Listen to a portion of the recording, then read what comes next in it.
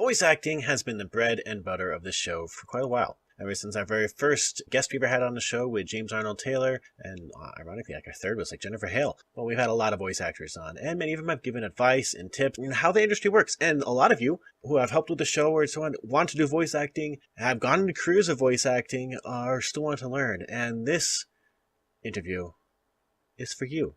Take it away, Zach. Always have a stout meal before consorting with the divine. Never round the tips of your summoning pentacles.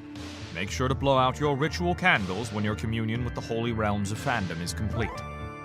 Common sense for our mages here at the Fanatarium, but the audible whispers of such tenets through our hallowed halls posed an intriguing riddle to our oracles.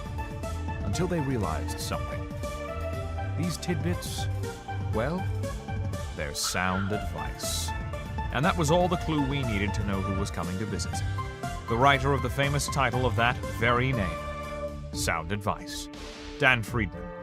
Mr. Friedman's book was the first of its kind in the voiceover industry. A volume of wisdom on the art of voiceover from the perspective of an accomplished engineer. So unique, in fact, it helped catapult him to 2011's list of top 10 most influential voiceover writers. But the tip of the quill is but the tip of the vocal iceberg for Mr. Friedman, for he too is a successful voiceover artist whose mellifluous modulations have graced television and radio hundreds of times over, for the CW, for Hulu, and many, many more. And still, our esteemed guest manages to find the time to educate his fellow voice actors on the craft of voice acting through his work with Edge Studio, seeing to the propagation of a clear and professional generation of vocal acolytes. So join us, Mr. Friedman. Be so kind as to do us the honor of your company and conversation. And more than anything, you've a warmest of welcomes to the Fanatarium. I like talking to everyone to learn about different aspects of the field. And, you know, we have people who have been part of the show. Like you're going to hear when this goes live, you'll hear introduction by my friend Zach, who does voiceover. He mainly does it with audiobooks, but he loves making the introductions for all you all. So it's a probably the most epic intro you'll hear. But it's a lot of fun. So we have lots of friends who do this. I make audio dramas myself, and I just love to talk to people in the industry. And you have a unique side of the industry. You know, I've heard voice directors. I've heard people that do the writing, you know, people who do the dubbing and different aspects, but not usually someone who gives instruction and advice from the recording side. Yeah, I mean, I've been an audio engineer since 1995, so yeah, and I am a director and a producer and a coach and all that stuff. So you have all aspects of that, which is nice. Yeah, absolutely. So I guess that's a good place to start off. So starting off, you said you started in 1995. Correct. And from 1995 to now, voice acting as kind of an industry has gained a lot of power, a lot of traction, and it's gotten so much bigger, both on a tech side. You know, now you guys, you don't have to go into studios. You guys can do it, you know, kind of remotely, just patch straight in. The talent can patch straight into you as a voice recorder. So from 1995 to now,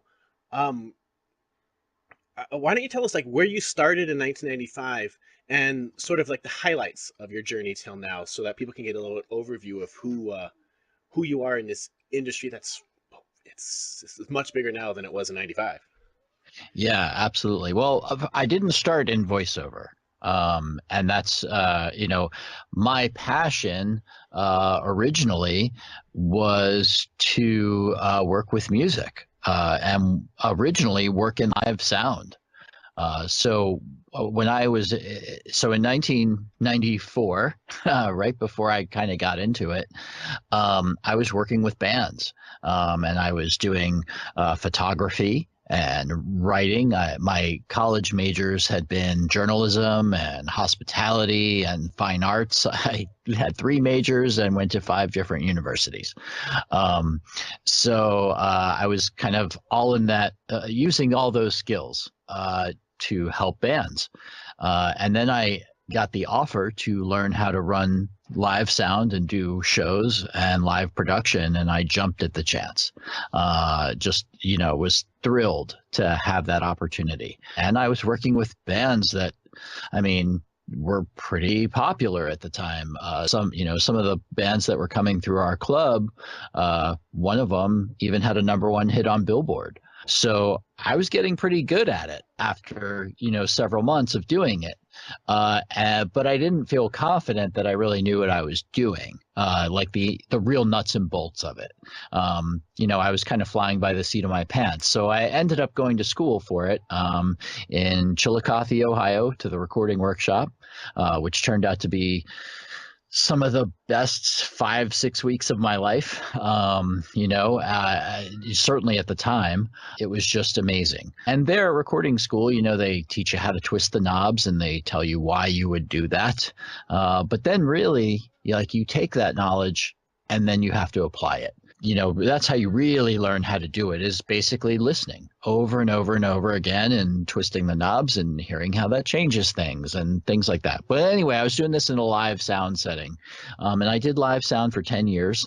So I simultaneously got a job working in radio. And I was engineering in radio, and I did that for 4 years in Tampa and Atlanta. I was working for live production companies. I started working in a recording studio for a little while, doing, again, music. And ultimately, those first 10 years of my career were largely, or the first 5 or 6 years of my career were doing live sound, working in a recording studio, and working with bands, and in radio. And then I kind of left radio, as so many people in radio do. Yeah. And I started working for a recording studio in Atlanta. I was actually the studio manager, and they specialized in telephony, which, if you've never heard of telephony, that's like when you call your bank and you get a recording and it says, to open an account, press 9 or whatever it is, And there I met several voice actors, professional voice actors, and I ended up taking classes from one of them, and his name was Paul Armbruster, who's since passed away, and it was amazing. I mean, it really opened up, it basically ended up that voice acting brought all my skills in my previous history kind of together.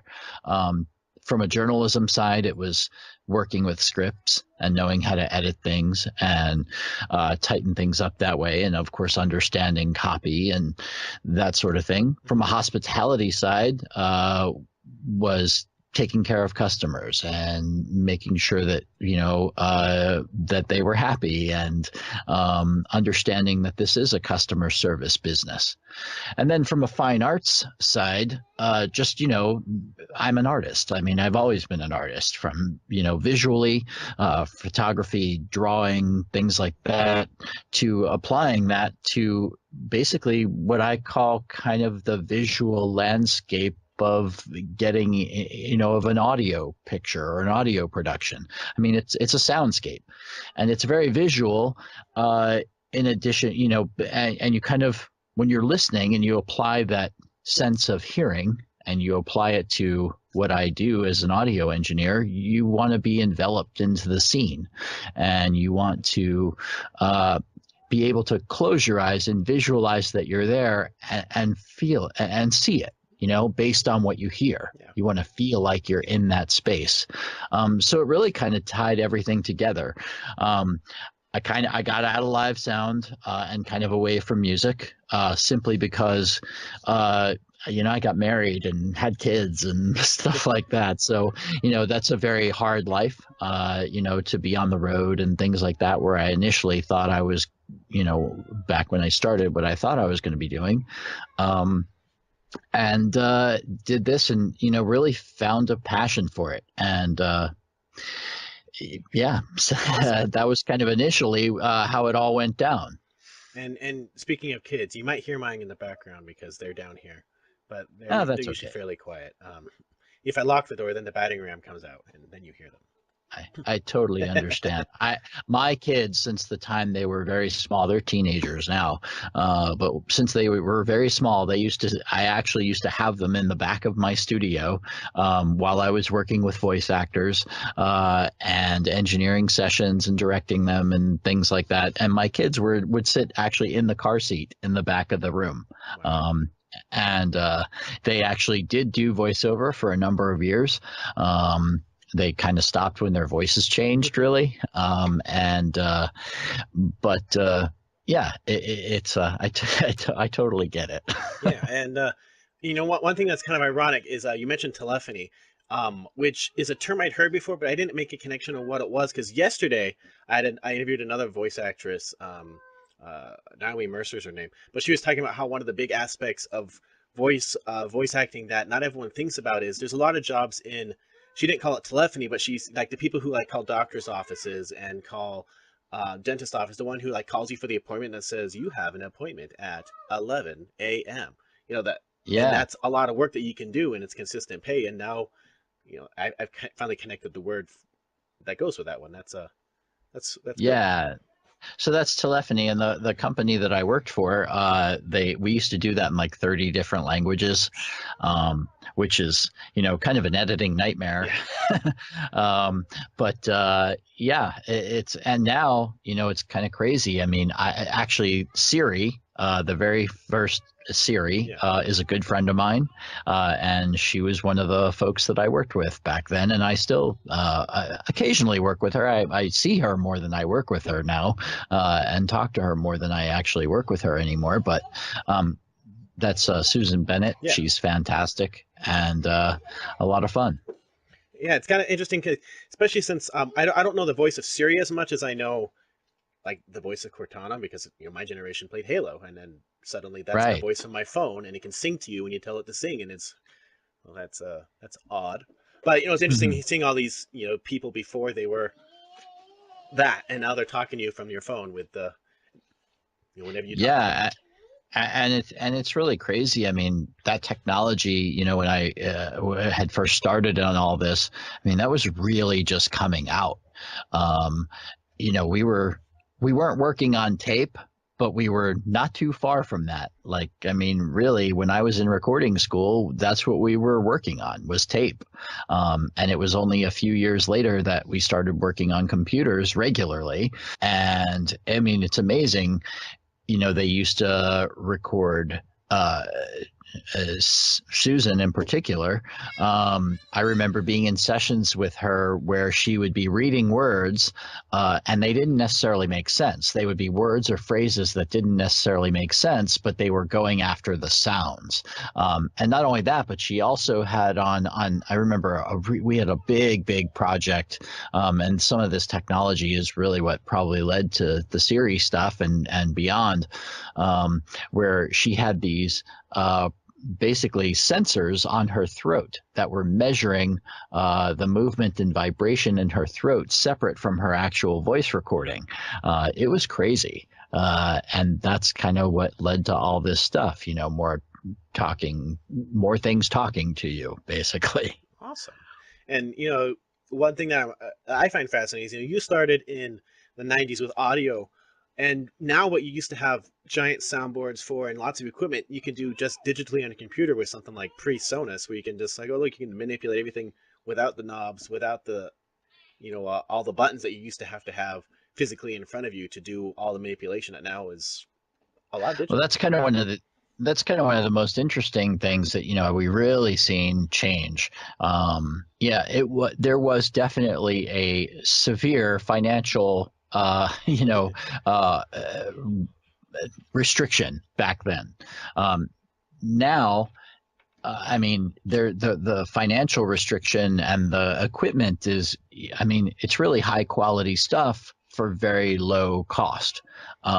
Now, that doesn't mean that everybody should do this or can do it. Yeah. Just because you have a USB mic in a computer doesn't mean that you're a voice actor or that you should be. There's a lot more that goes into it than simply plugging in a mic to a computer. And in fact, that's not even personally the way I recommend doing it. I do recommend more additional items of equipment, but it is easier, certainly, to get into in that respect financially anyway. You don't need an entire room full of stuff, and you don't need to have the space to hold it all. I mean, mixing boards were pretty big. Yeah. I actually have one sitting right next to me, but it's a smaller one, a 16-channel mixing board that I haven't actually had to use in several years. I have a hard time parting with gear, so I don't know why I still have it, but I imagine I will find a use for it at some point in time. But yeah, the equipment is really great sounding for very low cost, and it's certainly easier to work with, and those are good things. Because it does allow a lot of people to be creative and do things that they wouldn't have been able to do in the past, as we see really every day. And even like on my end, I've done this for 8 years, and I've gone through quite a few mics. Usually, I prefer a USB one just because it's easier. But once I got one with phantom power, and I had to switch out my old USB mics, I've never gone back because it sounds so different, and that's just one little tiny thing tech wise that can change every recording is my XLR and phantom power, and suddenly, wow, I noticed a difference. Well, it is a big difference, going to an XLR mic. One of the, just from an absolute technical versatility standpoint, is that, and flexibility standpoint, is that you do have a lot more flexibility using a separate preamp and interface to connect to with an XLR type mic, simply because more listening options usually. You have better, there's good USB mics out there, but there really aren't too many USB mics out there that are that are comparable to a good XLR mic with a separate interface and preamp, because you're going to get a much better preamp typically than you would with the USB mic.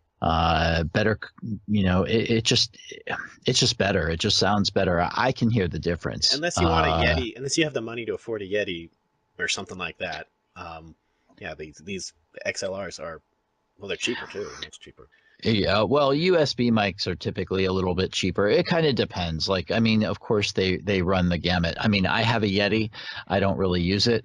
The only reason why I bought the Yeti Pro, the reason why I bought it is because when it first came out at the time, it was both XLR and USB. And I thought that was kind of a neat feature. And I occasionally still work with music when I get a chance. So I thought that having that versatility would be nice, because I didn't really want it for its USB capability. I really wanted it for its XLR capability and just a different sounding mic that was, I mean, it is less expensive than some other options that are out there. Now I think I have about 45 microphones in my collection entirely. I mean, a lot of them are, for stage use and things like that. And they're not all super expensive, but some are very nice and expensive. But ultimately, the thing about it is, whether it's an expensive mic, an inexpensive mic, it really boils down to how does it sound, and how does it sound on you? And more importantly than the equipment itself, usually when you're talking about a professional sound, is the environment you're in.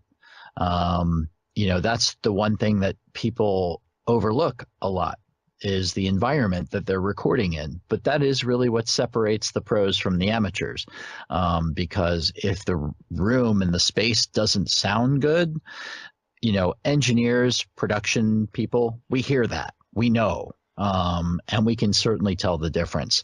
So the environment is really critical.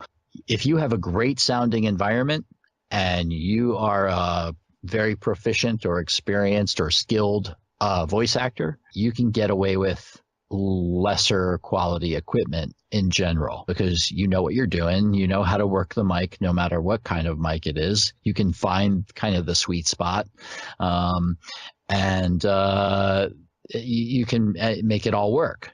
Now, if you have a great sounding mic and you're a great talent, but you have a horrible sounding environment, then there's not a whole lot you can do. I mean, it's just not. I mean, environment's not really sexy to talk about, but it is vital, because I can attest to that one. I absolutely. used to I've moved since I started this 5 or 6 times, and every time I have to change pretty much every setting possible, because before this I was in a small bedroom, which there was a lot of padding in there, so it was it didn't echo. But then I'm recording in a playroom, which is pretty big. It's a pretty large room, like 200 some square feet or more, and I had to get used to the echoes to start with, and find ways to reduce it.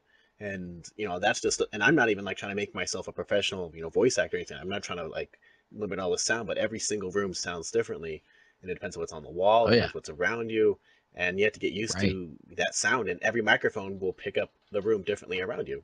Absolutely. I have a listener question. They said, since you've worked with music and voice Hmm. actors, they want to know, in voice acting, I'm often surprised, though I shouldn't be, how much singing is usually involved from the voice actor's end. Is recording any sort of singing when it comes to voice acting any different than recording, say, a recording of a band or a musician? Or are they pretty much the same?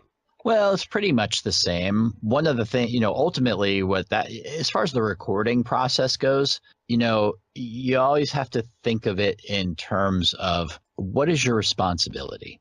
And in the recording process, as the recording engineer, your job is really pretty straightforward. And that is to get the best quality recording on tape. I say on tape, into your computer as possible.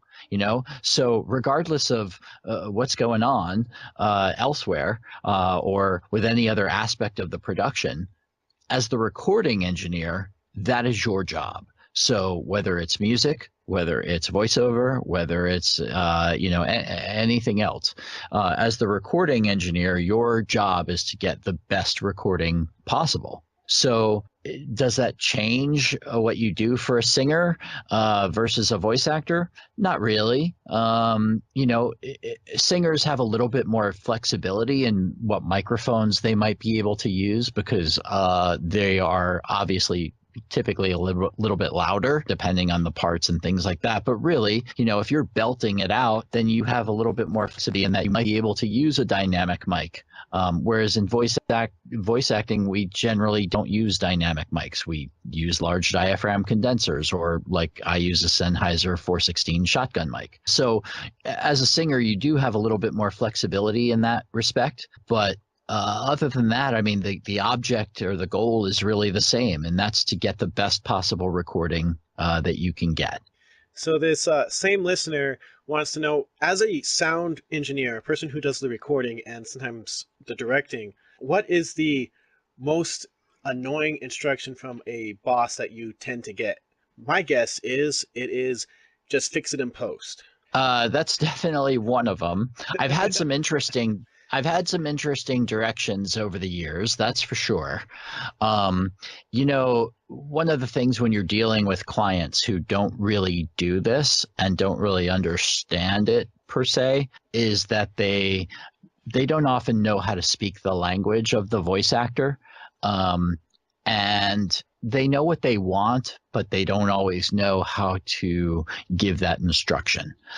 So one of my favorite ever was that a director, I was engineering the session and I'm working with another voice actor, and the director was on the phone speaking to me and the voice actor, and the director said, I'd kind of like it a little bit more burgundy. What does that even And mean? Exactly. And that's, we have to kind of interpret that. What does that mean? Okay, well, when they say Burgundy, are they talking like Ron Burgundy? Are they talking, Burgundy wine, Burgundy color? So we have to kind of, decide, as an engineer and director, you kind of have to be a bit of a translator at times. You're kind of the go between the talent and the client. So when I'm in that position, it's kind of a good position in that one, I want to be able to help the talent succeed as best as I possibly can. And I also want the client to succeed as best as they possibly can. So when one or the other isn't quite sure of themselves, regardless of what that situation might be, whether they're either inexperienced or that the script is poorly written or that it's just a tough session or whatever. My job is as the engineer director, is to really help them succeed and be the best that they possibly can. And sometimes that means I have to be a bit of a translator, and make sure that everybody is getting exactly what it is that they want. Okay. Yeah, because from voice actors, we have to hear like, the comedy instruction that they usually use it for comedy is, where they have to do one line for a commercial, but they have to do it like through 3 sessions, 7,000 times, and then they end up using like the first one they ever did. But Oftentimes that does happen. That happens a lot with directors who are maybe a little less experienced sometimes, with voice actors who are very experienced. I mean, an experienced voice actor really can look at a script and we can say, okay, this is what we believe or how we believe it should be done. Based on looking at the script, breaking down the lines and saying, okay, what is it that we're trying to communicate here? And that's kind of the important element, is that it's really our job as voice actors, first and foremost, is to be communicators. So yes, we inform, yes, we sell, yes, we persuade, yes, we do all kinds of things. But ultimately, our job is to communicate. And oftentimes the words on the page are kind of secondary to the feelings that we're trying to communicate. Because if we don't feel it ourselves, then nobody who's listening to us is going to feel it. And, the average listener doesn't really react to things based on the words that are being said. They're reacting to how it makes them feel. And these days, especially in, this kind of very conversational style and everything, when we don't have the benefit of seeing the people that we're listening to, the voice actor's job is to really communicate those feelings so that somebody will react to them, or take action or whatever. So therefore, they have to also feel it, because they have no reason to trust the person speaking if they're not making them feel anything. So if I'm doing a commercial and I'm basically kind of, hey man, this is great stuff, and I really enjoy this product and it's so awesome. If the person listening to that doesn't, they don't know me. So why are they going to go out and buy that car? Or why are they going to use that service?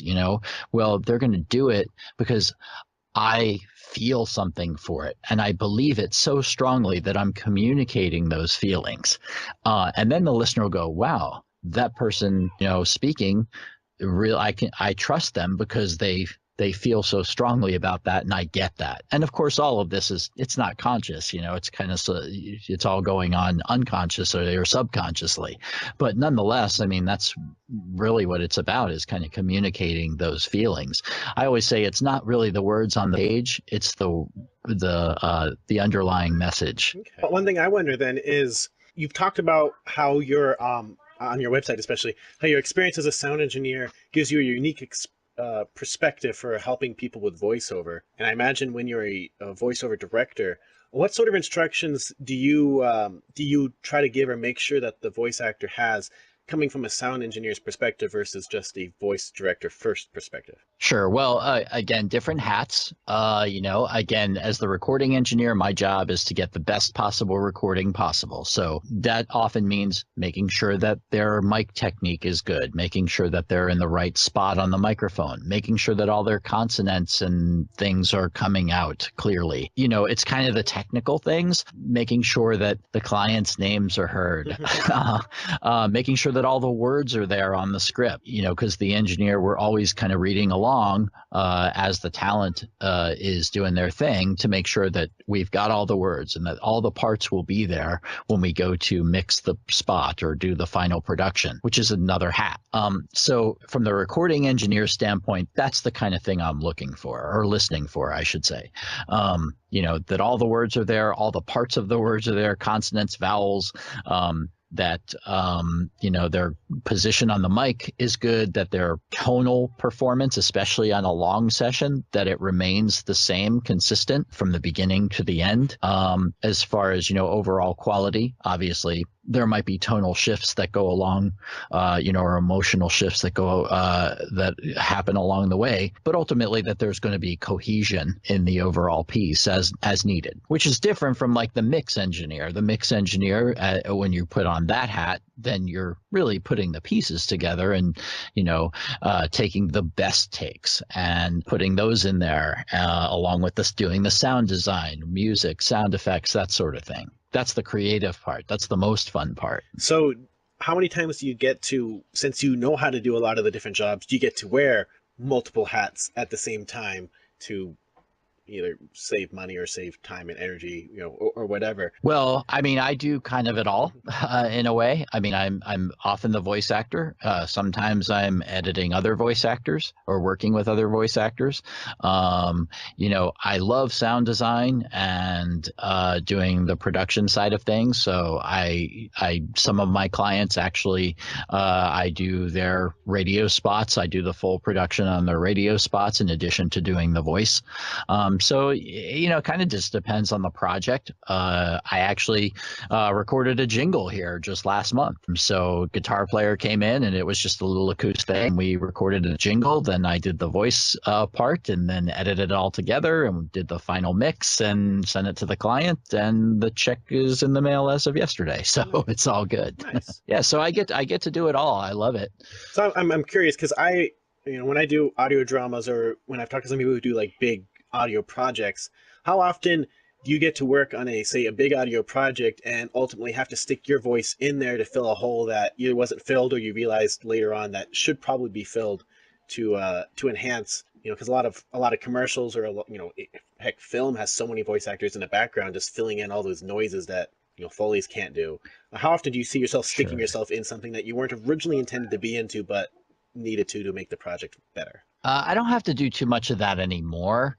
When I worked for a production house, which I did for 13 years, when I worked there and we were working with multiple actors, multiple clients, every day, something different every day, then, there was a lot more need for that kind of stuff. Now, I didn't always have to necessarily inject my voice into it. There's been times where that has happened. Certainly, one of my favorites was actually when my son was like 5 years old and I got to inject him doing the ABCs into a mix. That was kind of fun. But now that I've been on my own, working as my own, in my own business and my own home studio. I mean, the projects are really very specific to what to my needs and or to my clients' needs, I should say. And so there's not, I'm usually the voice already, or if I'm, say, working with another talent doing their maybe their voice demo or something like that, there might be a time, let's say it's a gal making a voice demo, just to mix it up a little bit, I might interject a line in there so that there's like a little illusion of a dialogue happening between me and the talent. As a guy, I wouldn't necessarily do that on a guy's demo simply because that kind of creates confusion. But, if it's a female's demo, then it's like, oh, we're husband and wife now, or we're the brother and sister. And that's the sound design, or that's what's going on in the scene, so to speak. So in that case, I might do that, but it would just be a word or two. It wouldn't be anything overwhelming typically. Okay, so here's another listener question that I'm not sure if you're able to answer, but if you are, it'd be great. They said, I am currently planning on going to school to study sound and sound recording. I want to be a Foley. And I'm curious if you have ever recorded for sound effects and Foleys and so on. And if so, how is the process different for their side of things versus voiceover and music? Gotcha. So typically, in my world, we have tons of sound effects. We have sound libraries that we can draw from for those exact things. I have done some Foley work, but it's kind of more like on an as needed basis. What I can tell you is that's most interesting about it is Foley, the sounds are very rarely what the actual thing is.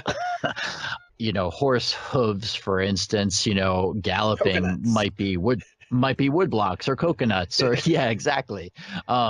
So, in fact, most of the sounds that I create in sound design are rarely one sound. So like if I want, the sound of, let's say, and I wrote a blog about this at one point, if I want the sound of kind of an explosion or a bomb going off, well, it's not just a bomb going off. Like it's maybe a gunshot that the high end of that is going to be the impact. The low end might be this sub bass frequency that, thunder or whatever.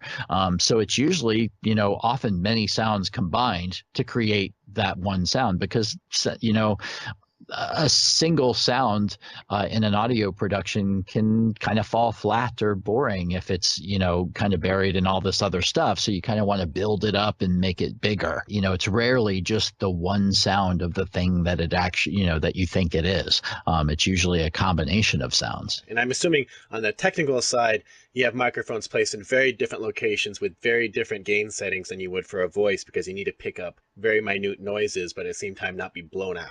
Yeah, it just depends. I mean, again, it's the recording engineer hat. So the idea is to get the best possible recording, the best possible recording that you can.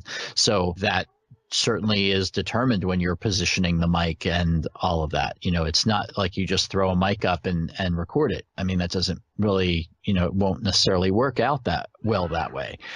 So you have to really, take the time to listen. And find the spot where you're going to get the best quality. Here's another listener one. It says, from a sound engineer perspective, how reliable is it when voice talent pipes in via the internet into a studio remotely, versus them being there present? Are they both equally reliable, or do you prefer them always there to be present if possible? Gotcha. Well, I mean, I've been working with remote talent for 20 years, so it's pretty reliable. Now, we had ISDN for a long time, and some people still have it, which was basically a pair of copper wires, that held the signal that had to be translated through a special interface called a codec, which took the analog signal, transferred it to digital, but made it viable over the copper pair of wires. Now, of course, that's not really it's not happening anymore. We're not doing it that way. So now we're using the internet, Source Connect, IPDTL. There's some others that are kind of coming around. It's fairly reliable. I got to say, it's certainly the beginning with all these technologies. They all have their issues, but it's getting to the point now where it's certainly reliable enough that people are able to work pretty efficiently with them. And not only that, but I mean, I always run a backup personally. So I'm always recording on my end, regardless. So if there is some sort of dropout or some issue in that way, then I can always send my files, through Dropbox or whatever very quickly to whoever needs them. And one of the nice things about having an engineering background and doing, all that good stuff is that my clients really trust me. In that they know that the recording quality, and my agents, and they trust me. They know that the recording quality is going to be good, very good. Fantastic. That's a really awesome question. A really awesome answer. Kind of on the technical side, I like Adobe. I'm a PC guy. But growing up, when I was doing audio and TV stuff when I was in public school and in college and so on, there's always the argument of everything will sound better if you use a Mac versus a PC and all this so on. As a sound engineer, do you have any side which would you prefer, or is it they both have ups and downs and they both have software that works for their computer? I mean, the software itself, and this is something that people ask all the time. Well, if I use this, is that DAW better than this DAW? And the truth of the matter is, whether you're Mac or PC, whatever DAW you use, they all treat sound the same. They really don't. There's no differentiation between the sound on a Mac versus the sound on a PC, or the sound in Audacity versus the sound in Twisted Wave or Pro Tools or Cubase. Really, there's not any significant difference there. The difference is how all of these devices and software, how do they work with you, the user? And that ultimately is how you should choose, is based on, are you comfortable in the Mac environment? If you're comfortable in the Mac environment, I say great, because I personally prefer Mac. I know that if I plug something into a Mac, it's going to work. I don't have to necessarily download additional drivers. I don't have to change settings and things like that. Whereas a PC, you might have to do that a little bit more often. But overall sound quality doesn't really matter. Whether you're an Adobe person, I personally am not a big fan of Audition, only because it's not intuitive to me when I first look at it. And when I first looked at it, what made sense to me when I first looked at it was, Pro Tools, certainly in the early days, was the first one that I really used. But beyond that, like once I found Steinberg and Cubase and Nuendo, I fell in love with it because the interface was beautiful and it made sense to me very quickly. And part of that was because of my live sound background. In live sound, you're standing there in the middle of a room that may contain 3 people, 30 people, 300 people, or 30,000 people, and whatever that is, you need to be able to think very fast and move very fast, because the show must go on, right? So, when you can't be hemming and hawing when there's people staring you down saying, hey, how come the band hasn't started? Or thinking, how come the band hasn't started? There's a lot of pressure there. So when I use Cubase now, and I used Nuendo, which is Steinberg's sister program to Cubase. Cubase is a little bit more music oriented. Nuendo is a little bit more video oriented. I just, Cubase just makes sense for me. When I first looked at it, I'm like, okay, I get that. That workflow looks like something I completely understand. It makes sense to me the way it's laid out, and that's why I use it. So I have one more listener question. This one seems more like a statement, but it says, as a sound engineer, do you ever watch any of the modern return of the live musical on TV, and whenever there's a sound issue, just wince because you know exactly what those sound engineers are going through? It's funny, like there was a long time actually where I didn't really enjoy going to shows anymore. Like I kind of stopped going to concerts, and that was sad in a way because honestly, I've been going to concerts since I was 12 years old. It was that passion really started for me when I was very young, and one of the first records I ever bought, I was a big Kiss fan. And I bought Kiss Alive 2, or my parents bought it for me, I guess. And I remember opening up that double album and looking at that picture, and just, there's fire and they're up there on these elevated stages. And, I just remember looking at that and thinking to myself, I want to do that. Like whatever is involved in that, that's what I want to do.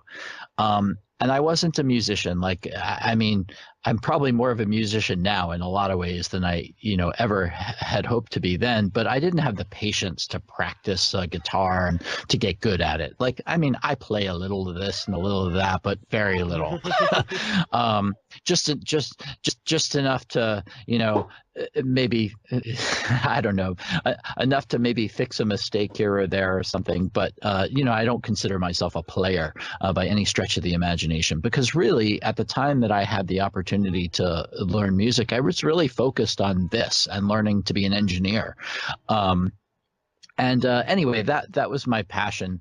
And in the last, I would say, for a long time, I couldn't go to shows because I was just so critical of everything that was going on.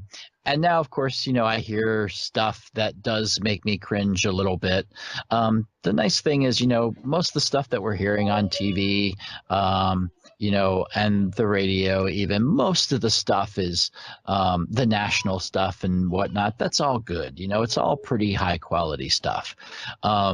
You hear little things that are kind of annoyances, of course. I mean, there are definitely, I do see that a lot and hear that a lot. Not so much on, not so much on TV so much, but certainly in live shows. And I have started going to live shows again. Actually, I really found a love for it again. The one thing that I can certainly say is, back when I was doing it, all of the gear was 3 times as heavy and produced 1/3 the sound that the gear does today. So I am a little jealous. I definitely was doing very backbreaking work at the time, moving a lot of heavy equipment.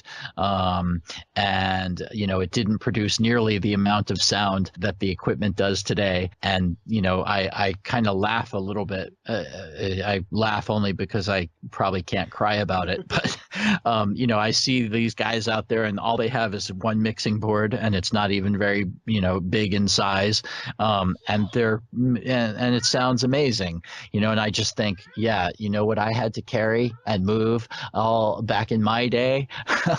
All of it was, I mean, boxes and gear, racks and racks of stuff. And oh gosh, I mean, I have been under stages when it was like raining all weekend, pulling up cables at the end of shows, festival shows, and it's dirty, and it's just, I mean, it was a whole different world back when I did it. That's for sure. And I'm certainly, I wouldn't trade it for the world, though. I loved having that experience, and I love what I do now. And like I say, it's different work, but I've been doing all of it now for so long that it's what I do. It's definitely it's my passion. Fantastic. Well, that sounds like a good place to wrap up, because I'm quite sure I, for one, am going to want another conversation with you in the future. And so rather than using 7 Awesome. hours now, we can have you on again to talk more and gather more questions. So if people want to find out more about what you do, or maybe ask you questions personally, or follow, you mentioned a blog, where should they go? Yeah, so my website is sound4vo, sound, the number 4vo.com. I am a voiceover coach, and I help people with their studios and stuff like that. So if somebody is interested in learning how to do voiceover, or if they are currently doing voiceover and just want to get better or change their direction a little bit in their reads, definitely reach out to me. I'm a demo producer, so I make demos for folks, and I wrote a book. So if you kind of like the technical side of things, or maybe a little afraid of the technical side of things, you can go to my website and buy the book. I do encourage people to get the paperback, not the electronic version, because typically you'll forget that you have the electronic version 6 months from now. And they're harder to find. Whereas the paperback, it's harder to. Oh, yeah, definitely. Well, and my book is the kind of book that you'll kind of want to pull off the shelf when you have a problem, in your studio, and hopefully you'll be able to find the answer there. So that's really the best way, and of course you can contact me through the website and all of that good stuff.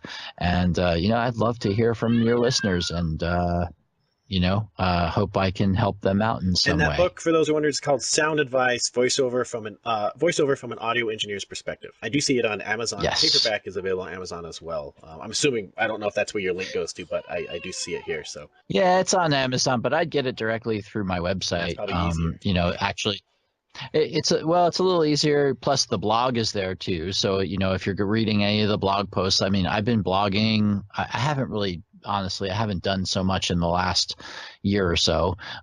But that's because most of the articles that I've written over the years are still relevant today. Not much has changed as far as a lot of the things that I've written about. So a lot of the information, is free there on the blog. And if you want to, just stop over and buy the book while you're there. The link doesn't go to Amazon. It actually goes directly to the publisher. So you can get it there, and that would be And awesome. looking at some of the reviews, a lot of them wish you could write another one. So maybe someday you'll be able to write a sequel. Well, I toss around the idea rather frequently. The funny thing is that book came about originally. I remember very clearly the situation. It was kind of over the course of 3 weeks where I finally made the decision to do it. And I was basically helping somebody with their studio, and I was, say, okay, do this, do that, the other. And when we were all done, the gal said to me, she goes, that was awesome. You should write a book. And I'm like, I can't write a book. I'm not going to write a book. That's crazy talk. Well, then like a couple of days later, the same kind of situation, different person. And they're like, you should write a book. And I'm like, somebody just said that to me. Like, maybe I can write a book. Maybe I should write a book.